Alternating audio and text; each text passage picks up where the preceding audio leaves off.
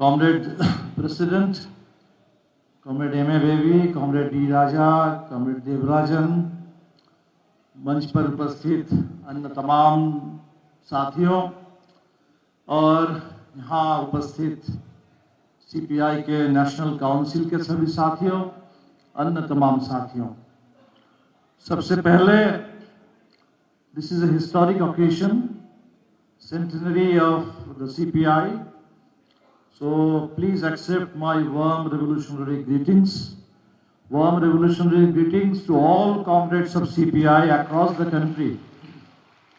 और मैं आपको ये बताऊं कि जैसे आप लोगों ने 2025 में और अभी तक शताब्दी वर्ष आपने मनाया, हमारी पार्टी ने भी मनाया। हमने भी पूरे देश में साल भर संगठित कम्युनिस्ट आंदोलन के 100 साल, इसी हिसाब से हमने पूरे देश में इसको मनाने का काम किया। और कल दरअसल इस समय मैं मऊ में था, कॉमरेड अतुल अंजान का जिला मऊ, उस मऊ में इसी तरह की मीटिंग हो रही थी। हमारी पार्टी के पूर्वांचल का, उत्तर प्रदेश का पार्टी स्कूल भी था और वहीं से मैं यहाँ आ रहा हूँ। तो एक तो शताब्दी के मौके पर पूरे देश के कम्युनिस्टों को और संगठन के तौर पर सीपीआई को बहुत बहुत बधाई और क्रांतिकारी सलाम। दूसरा, ये खम्मम है, ये तेलंगाना है और भारत के कम्युनिस्ट आंदोलन में जो 100 साल की जब भी हम चर्चा करेंगे तो शायद सबसे पहले जो नाम आएगा वो तेलंगाना का आएगा, सबसे पहले तेलंगाना का नाम आएगा। और हमारी भी पार्टी जब बनी नक्सलवादी के किसान विद्रोह के बाद 1969 में, तब से लगातार जब भी हम देश में कम्युनिस्ट आंदोलन की चर्चा करते हैं, 3 नाम हम एक साथ लेते हैं, तेभागा, तेलंगाना, नक्सलवादी। ये 3 भारत के कम्युनिस्ट आंदोलन में, किसान आंदोलन में, क्रांतिकारी आंदोलन में पूरे शानदार glorious chapters in Indian communist movement. और इसीलिए इस मौके पर तेलंगाना के तमाम शहीदों को, तेलंगाना के तमाम नेताओं को खास तौर पर मेरा लाल सलाम। उस जनरेशन को बासर पुन्नैया हो या सुंदरैया हो, उनसे मिलने का मौका नहीं मिला, लेकिन कॉमरेड सी राजेश्वर राव से मिलने का, बात करने का मौका मिला, कॉमरेड सुधाकर रेड्डी से बात करने का मौका मिला, तेलंगाना के बहुत सारे नेताओं से मिलने का मौका मिला। तो तेलंगाना आंदोलन से जुड़े तमाम शहीदों को, साथियों को, उन तमाम लोगों को मेरा लाल सलाम। जाहिर सी बात है कि हम लोग आज जो बात कर रहे हैं अभी, आज का भारत, 100 साल का इतिहास हम पार करके आए हैं। आज का भारत और हमारे सामने क्या चुनौतियां हैं। आज के भारत की अगर बात करें, हम आपको कुछ तस्वीरें दिखाना चाहते हैं टुकड़ों में। If you are a migrant worker, if you are a Bengali speaking migrant worker, and if you are a Bengali speaking Muslim migrant worker, तब आज पूरे देश में इस समय you are at great risk. इस देश के किसी भी कोने में कहीं भी आपको पकड़ करके आपकी हत्या कर दी जा सकती है। This is India today. India today का मतलब है कि any migrant worker can be killed. और हमने केरला में देखा है, you don't have to be a Bengali speaking migrant worker, you don't have to be a Muslim migrant worker. You can be Ram Narayan Baghel from Chhattisgarh. Chhattisgarh के राम नारायण बघेल को बांग्लादेशी कह करके, बांग्लादेशी तो नहीं हो, उसकी हत्या कर दी जाती है केरल में। This is India today. आज अगर हमें सोचना है इस समय देश में, हमारे त्रिपुरा का एक नौजवान एंजल चकमा, त्रिपुरा का एक ट्राइबल नौजवान जो एमबीए पढ़ रहा था, उसका पिता बीएसएफ में है और वो देहरादून में, उत्तराखंड में पढ़ता है। उसकी हत्या कर दी जाती है ये कह करके कि तुम्हारा चेहरा देखने से चीनी जैसा लगता है। If you are somebody from North East, you can be killed by saying that you are actually a Chinese. खबर आई अभी उत्तर प्रदेश के बरेली से, 12 लोगों को अपने घर में नमाज अदा कर रहे थे, घर में नमाज अदा कर रहे थे और उनको गिरफ्तार किया गया, डिटेन किया गया। क्यों? कि आपने अपने घर को रिलीजियस वर्शिप के लिए इस्तेमाल किया है। ये तो हैरान करने वाली बात है। इस हिंदुस्तान में कितने हिंदू घर हैं, घर में पूजा होती है, किसी ना किसी देवी देवता का वहां फोटो है, मूर्ति है। क्या कल ये भी शुरू हो जाएगा कि घर में आप पूजा नहीं कर सकते? संविधान में रिलीजियस फ्रीडम की बात है। इस बार के क्रिसमस में हमने देखा पूरे देश के हर कोने में अब क्रिसमस नहीं मना सकते। सेंटा क्लॉज का चेहरा अगर आपको दिख गया तो उससे आपको खतरा महसूस होता है, उसमें नफरत है। जो सेंटा क्लॉज बच्चों के लिए पूरे दुनिया भर में शांति के लिए, खुशी के लिए, प्यार के लिए लोग जानते हैं और आप उसको नफरत उस पर आपको है। तो ये जो पूरे देश की स्थिति बनी हुई है, समझना कठिन नहीं है कि हम कहां जा रहे हैं। पार्लियामेंट है, पार्लियामेंट में कैसे कैसे कानून पारित हो रहे हैं, कितनी चर्चा होती है और कैसे पारित कर दिया जाता है, आपने देखा। अभी न्यूक्लियर पावर का प्राइवेटाइजेशन किया गया। क्यों? क्योंकि अदानी को न्यूक्लियर पावर में भी घुसना है। कोल हो गया, सोलर पावर हो गया, विंड पावर हो गया, शायद अब अदानी जी को न्यूक्लियर पावर में भी घुसना है तो न्यूक्लियर पावर का भी प्राइवेटाइजेशन कर दो। कुछ भी कोई कानून बना दो। अभी एक higher education commission of India बनने वाली है, उसका नाम दिया गया विकसित भारत शिक्षा अधिष्ठान। पूरे देश के हायर एजुकेशन के लिए वहां भी कोई एक कमीशन बनेगा और उस एक कमीशन के लिए कोई एक गणेश कुमार जैसे कोई मिल जाएंगे और एक कमीशन के जरिए पूरे हिंदुस्तान के हायर एजुकेशन को कब्जा करो। तो ये जो स्थिति है देश में, हमारे लिए ये बहुत साफ है कि देश में what we are facing is corporate take over of the economy and fascist take over of the polity and society. Corporate take over की जब हम बात करते हैं तो शायद किसी को आपत्ति नहीं होती, सबको दिख रहा है, अदानी अंबानी सबको दिख रहा है। लेकिन जब हम कहते हैं कि भारत का फैशिस्ट टेक ओवर भी हो रहा है, हमारी पॉलिटी का, हमारी सोसाइटी का, तो बहुत सारे साथियों को शायद अभी भी लगता है कि शायद कुछ ज्यादा आप बोल रहे हैं। अक्सर लोग पूछ देते हैं कि भाई आप तो भाषण दे रहे हैं फांसीवाद को लेकर के, क्या फांसीवाद के जमाने में फांसीवाद पर भाषण दिया जा सकता है? तो आप तो इतना बोल रहे हैं, कहां से फांसीवाद आया?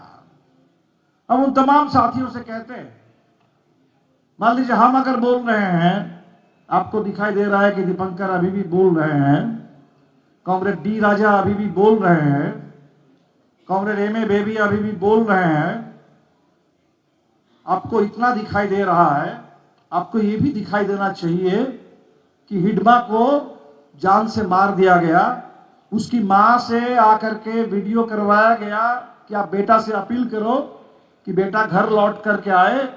वो मां वीडियो बना करके अपील करती है कि घर लौट आओ, लेकिन बेटा लौट करके नहीं आता है, उसकी लाश आती है।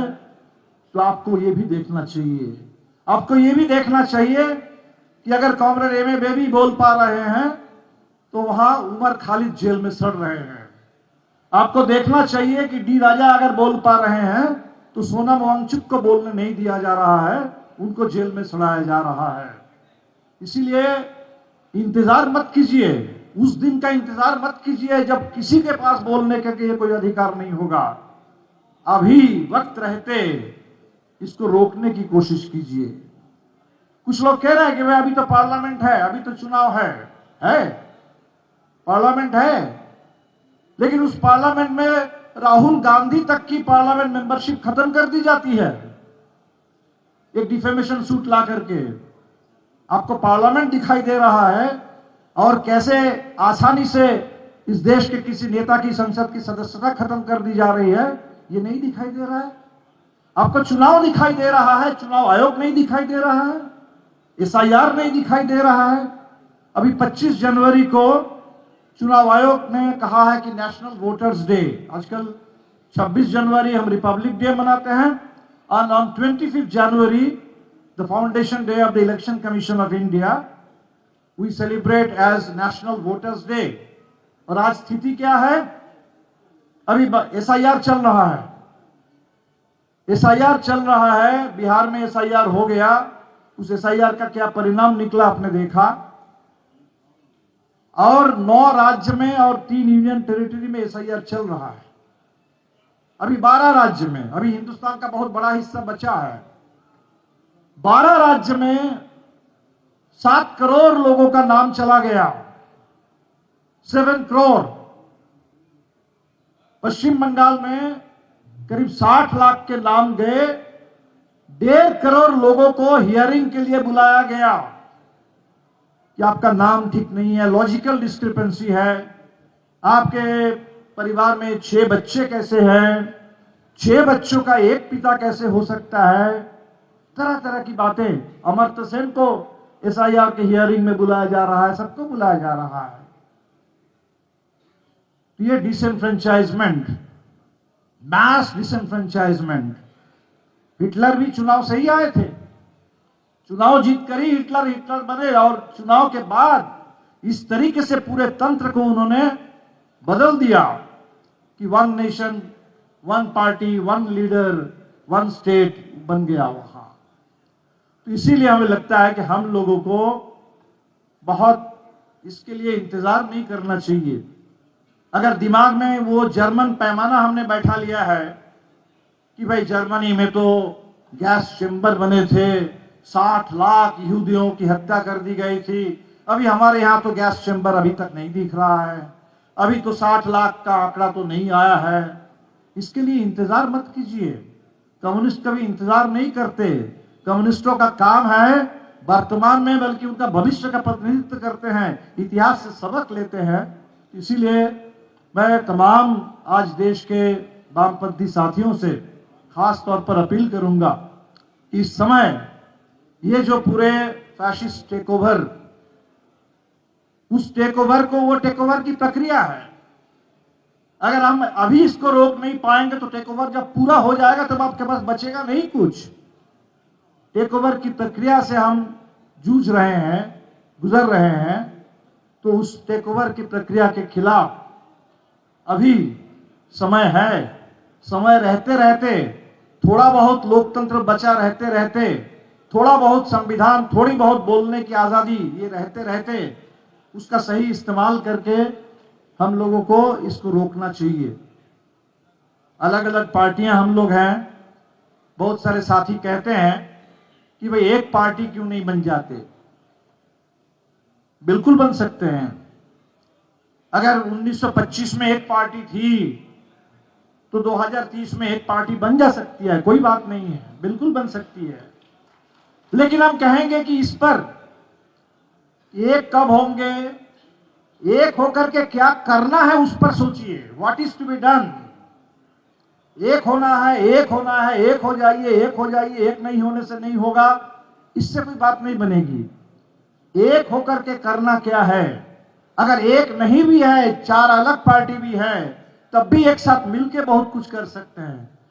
तो नजर हमारी इस पर हो कि करना क्या है। मैं बस कुछ आंदोलनों की चर्चा करके बात खत्म करूंगा। अभी इस देश में, अब पुराने इतिहास याद करिए तो 1925 में सीपीआई, लेकिन 1920 में एआईटीयूसी का गठन हुआ। सीपीआई बनने से 5 साल पहले ट्रेड यूनियन केंद्र का गठन हुआ। पूरे आजादी के आंदोलन में ट्रेड यूनियन आंदोलनों का जबरदस्त उस समय दौर था।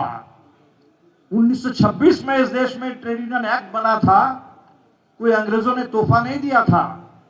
उस देश में उस समय का जो मजदूर आंदोलन था, उस आंदोलन की ताकत थी कि उसने अंग्रेजों को भी मजबूर कर दिया था कि ट्रेड यूनियन के अधिकार के लिए कानून बनाओ। तो क्या आज ये जो 4 लेबर कोड थोपे जा रहे हैं, ये जो मनरेगा को खत्म करके ये जो कानून आया है, हम अभी कॉमरेड बेबी से कह रहे थे कि हम इसको जी राम जी नहीं कहते। जी राम जी, कुछ लोग महात्मा गांधी बनाम राम, इस चक्कर में हम नहीं जाएंगे। जी राम का मतलब है ग्राम। ये विकसित भारत ग्राम जी कानून आया है कि विकसित भारत जब बनेगा, उस विकसित भारत में ग्राम कहां रहेगा, ग्राम के बेरोजगार कहां रहेंगे, ग्राम में रोजगार का क्या होगा। तो ये गांव का सवाल है, गांव के रोजगार का सवाल है। तो क्या ये गांव के रोजगार का सवाल, ये जो आज क्या उभरता हुआ हिंदुस्तान का मजदूर, अभी इस साल के अंत में हमने देखा कि गिग वर्करों ने हड़ताल की, और गिग वर्करों की हड़ताल से कम इतनी बात बनी, वो जो 10 मिनट के अंदर आपको डिलीवर करना है ब्लिंकिट के मजदूरों को, उसमें थोड़ा पीछे हटना पड़ा है उनको। तो क्या हिंदुस्तान में आज का जो फैलता हुआ, बदलता हुआ नया मजदूर वर्ग है, उस मजदूर वर्ग का कोई उभार हम पैदा कर सकते हैं गांव से लेकर शहर तक? ये सोचना चाहिए, इस दिशा में कोशिश करनी चाहिए। आज इस देश में समय समय पर आप देखेंगे कि महिलाओं का जबरदस्त आंदोलन खड़ा हो रहा है। बलात्कारियों को खुली छूट है, बलात्कारियों को माला पहनाया जा रहा है, सेंगर को बेल दिया जा रहा है, राम रहीम को हर रोज पैरोल मिल रहा है।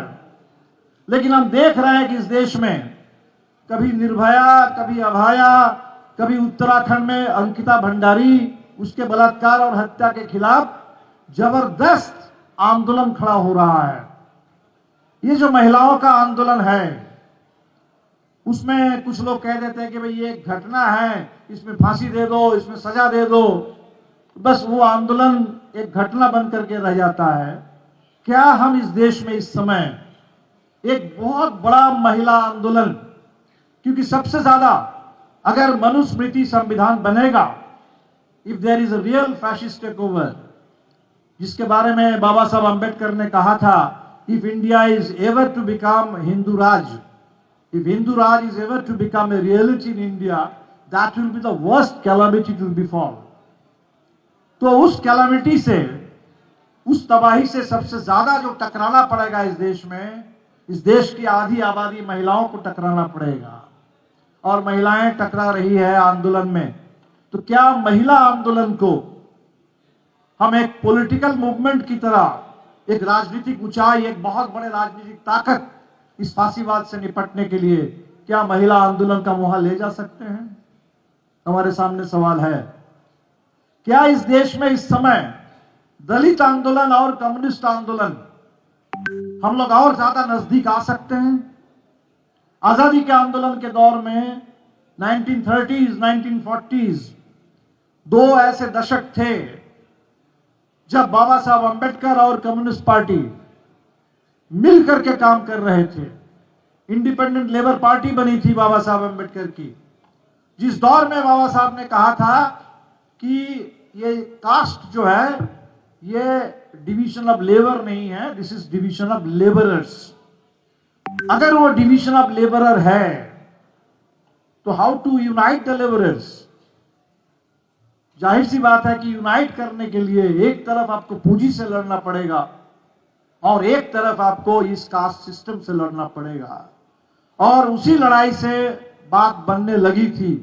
अफसोस है, हमारे देश की ये ट्रेजेडी रहा है कि वो जो एकता बन सकती थी, बनने लगी थी, वो एकता बीच रास्ते में बंद हो गई, रुक गई, अलग अलग रास्ते पे लोग चल पड़े, और जिससे इस देश के दलित आंदोलन को भी नुकसान हुआ, कम्युनिस्ट आंदोलन के भी बहुत नुकसान हुआ। क्या आने वाले दिन में, इस समय में हम लोग दलित आंदोलन और कम्युनिस्ट आंदोलन को और नजदीक ला सकते हैं। आज इस देश में एनवायरनमेंट बड़ा सवाल बन रहा है और उसमें दम है।